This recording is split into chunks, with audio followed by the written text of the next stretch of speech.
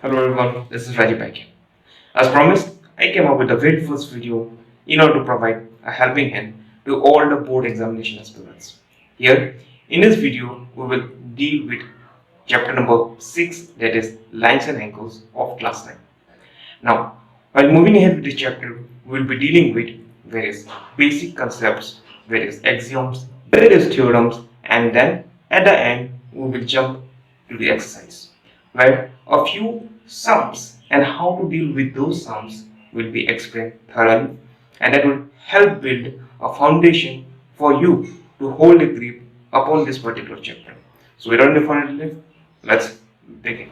So, since the chapter is entitled as lines and angles, let's start brushing up your basics regarding angles. Now, there are different types of angles, and starting with the first, that is acute angle. So, any angle that is greater than 0 degree but less than 90 degree is referred to as an acute angle. Then comes a right angle. Any angle that is exactly 90 degree is known as right angle. Then comes an obtuse angle.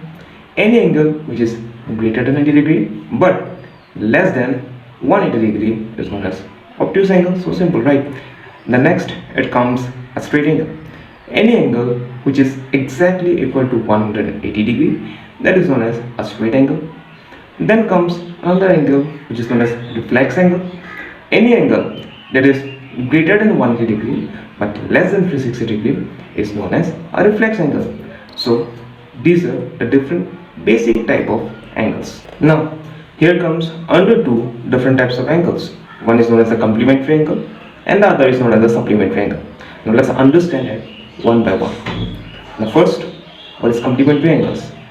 Any two angles that have got a common vertex and if it sums up to exactly 90 degree, it is known as complementary angle.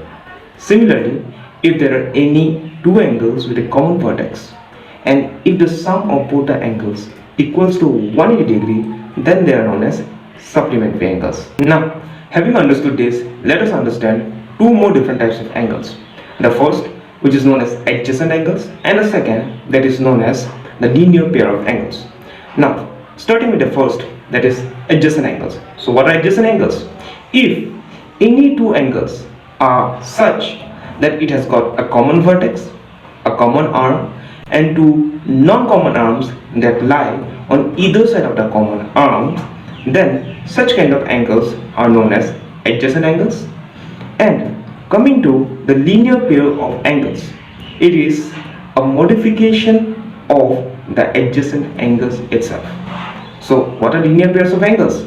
So any two angles again which has got a common vertex, a common arm, and two non-common arms that lie on either side of the common arm but in such a way that it measures exactly up to 180 degree or in such a way that it makes a straight line, then such kind of adjacent angles are known as the linear pair of angles. There is another type of angle which is known as the vertically opposite angles.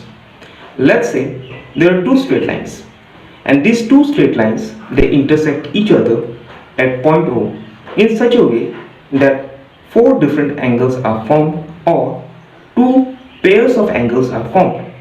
Now each pair of angle that lie on either side of the intersecting point is known as the vertically opposite angles. Having understood about the different types of angles, let us look at a few very simple yet very interesting axioms, where the first axiom says that if a ray it lies on a straight line, then the sum of the two adjacent angles so formed will be equal to 180 degree. Or in other words, if the sum of two adjacent angles equals to 180 degree, then the two non-common arms of that adjacent angles will form a straight line. So simple. And there is another theorem which says that the vertically opposite angles are equal. It is also so simple. Now, if you want to go for the proof, it is given in your textbook. You can go for it.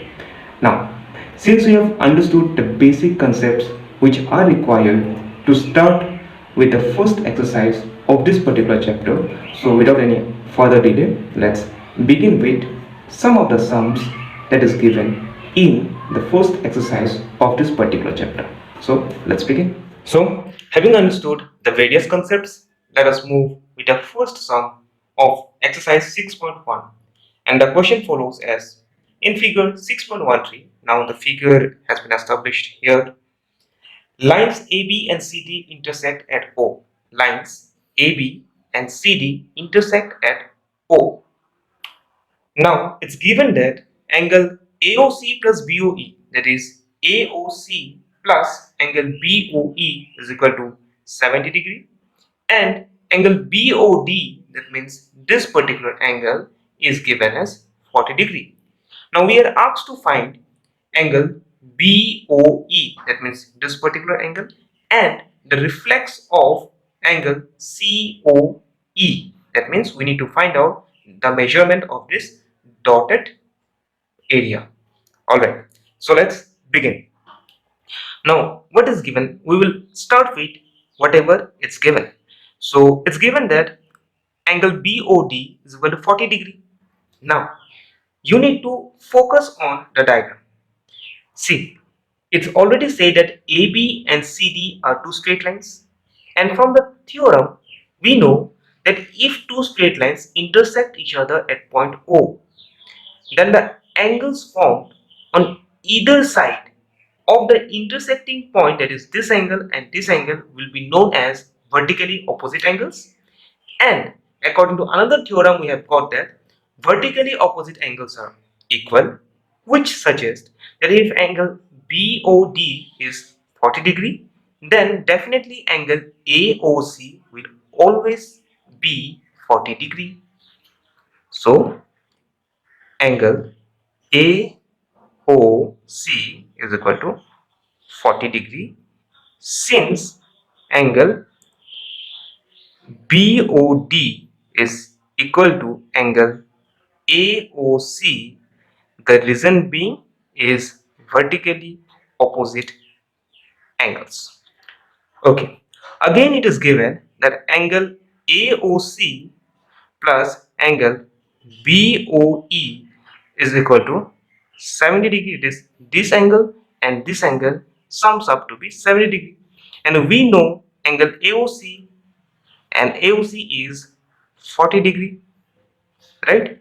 Now we are here to find angle BOE, so let's find it out. Therefore angle BOE will be 70 degree minus 40 degree, that is equal to 30 degree.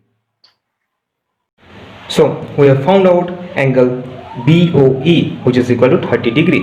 So our first goal is achieved. Let's move on to the next, which is to find out the reflex of angle COE. But before finding out the reflex of this particular angle, we need to find out what is the exact measurement of angle COE. Now we can see that the ray COEO, it lies on the straight line AB, and we know that doesn't matter how many rays lie on a straight line and form any number of angles, but the fact is the sum of all those angles which are formed by lying on a straight line will be equal to 180 degree. So therefore angle AOC plus angle COE plus angle BOE will be equal to 180 degree. That is it's a straight angle, right? And then we know angle AOC, and AOC is equal to 40 degree plus angle COE, which we are on a mission to find, and we will find it out eventually, and angle BOE, which we have found out recently to be 30 degree, is equal to 180 degree. Therefore angle COE is equal to 180 degree minus 7 degree. Okay, and it would be equal to 110 degree. So this angle, it is equal to 110 degree. Okay, now we need to find out the reflex of this angle, right? And we know a complete angle measures 360 degree. Therefore the reflex of angle COE will be equal to 360 degree minus 110 degree, because we are supposed to find out this region.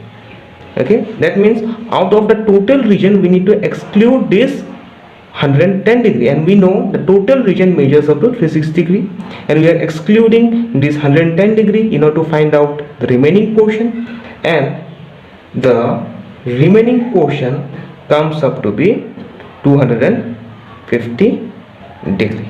I hope you have understood it. Okay, moving to another sum, that is question number 5 of the same exercise, where it says that POQ is a straight line, OR is perpendicular to POQ, and there is another ray, that is OS, which lies between PO and OR. And now we have to prove that angle ROS, that is this particular angle, that is ROS, is half of angle QOS minus angle POS. So let's start. So since it is a straight line and OR is perpendicular to the straight line, therefore we can write that angle ROQ is equal to angle ROP, because they both are 90 degree. Alright, so we can write angle ROP as equal to 90 degree. Now this ROP angle can be rewritten as angle POS plus angle ROS equal to 90 degree. Okay, moving POS to this particular side of the equal sign, we get ROS is equal to 90 degree minus angle POS. Now mark it as equation number 1.